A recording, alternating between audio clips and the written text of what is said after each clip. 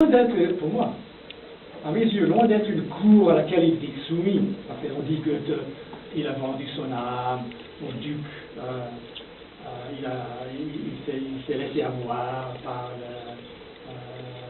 les dignitaires du palais, etc. Non, non. Il voulait simplement un peu de tranquillité. Et, à mon avis, Weimar fut pour Goethe, surtout dans la deuxième partie de son séjour, après son voyage en Italie. Son voyage en Italie était pour Goethe primordial. C'était une prise de distance vis-à-vis de l'Allemagne et une rupture, en fait, avec l'Allemagne, la nation allemande. Goethe finit par détester la nation allemande, comme Nietzsche détestait la nation allemande. Nietzsche détestait ça. Donc, quand il revient d'Italie, il cherche un mot qui n'est pas fréquent en français, mais que j'aime beaucoup. Il cherche un isolat. Il cherche un isolat qui permettrait une concentration d'énergie et une ouverture d'esprit sui generis.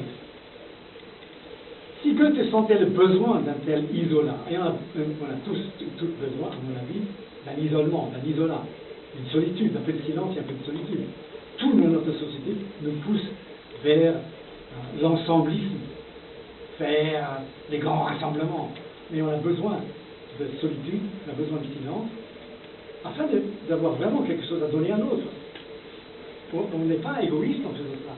On est en train d'emmagasiner des choses qui seront vraiment utiles à l'autre. Autrement, on reste ensemble et on finit dans un bavardage total. Et le langage devient comme une espèce de vieux chewing-gum qu'on mâche perpétuellement sans aucune saveur. C'est ça l'ensemblisme la plupart du temps. Mais on y va, parce que si on n'y va pas, on va se faire traiter de bêcheur, pour qui se prend, pour qui elle se prend. Ça, c'est la tactique existentielle quotidienne de chacun et de chacun. Alors, si Goethe sentait ce besoin-là, c'était pour échapper au genre de déluge littéraire général que Wordsworth, un poète anglais linguistique, constatait en Angleterre autour de 1800.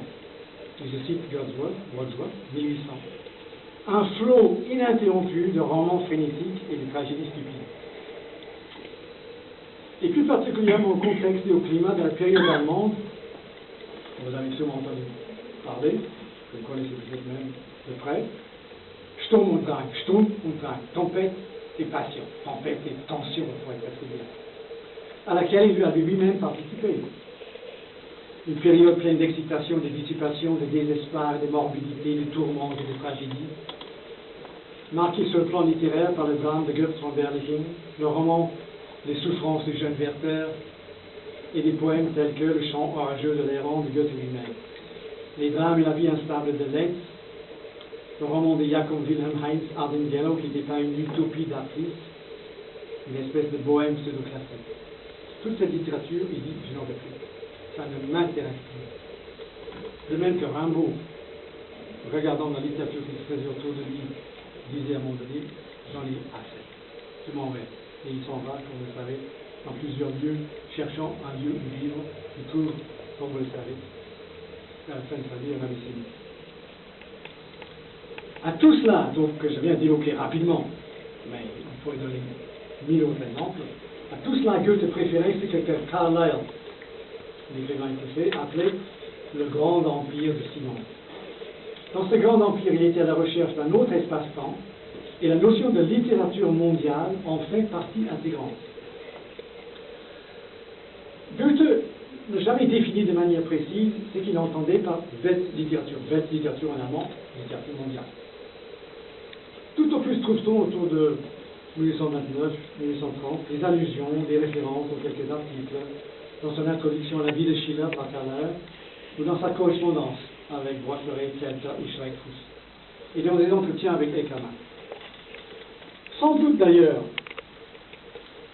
aurait-on tort de s'attendre tout de suite, dès qu'on a affaire à une nouvelle idée, à une nouvelle conception des choses. Il ne faut pas s'attendre tout de suite à une définition précise et commode. Je pense à ces journalistes qui me disent, vous avez 3 minutes pour me dire. 3 minutes pour vous, pour certains c'est beaucoup. Donc il ne faut pas s'attendre tout de suite à une définition précise, c'est-à-dire commode, à un protocole détaillé, c'est-à-dire partiel. a une applicabilité pédagogique, c'est-à-dire scientifique. Un concept d'envergure, et heureusement qu'il y en a de temps en temps, un concept de cette envergure commence toujours dans le vague intuitif, et il socialise graduellement. Le vague socialise graduellement, acquérant petit à petit, pas à pas, espace et énergie, ampleur, identité. C'est ça le mouvement, c'est un vrai concept. Rien à voir avec les conceptuels, les petits trucs qui prennent en place. Et quelques textes disponibles, on peut quand même déduire quelques grandes lignes. C'est ce que lui, il entendait par vers littérature mondiale. Il fallait d'abord sortir de l'idéologie productive nationale, localiste, particulariste, du contexte contemporain, et d'aller à la recherche, à travers l'espace et le temps, de figures exemplaires qui se sont situées dans cet espace-temps plus large. Comme Goethe le dit dans ses conversations avec Eckermann, je le cite, la littérature nationale n'a plus aujourd'hui de sens. Le temps de la littérature mondiale est venu et chacun doit aujourd'hui travailler à hâter ce temps.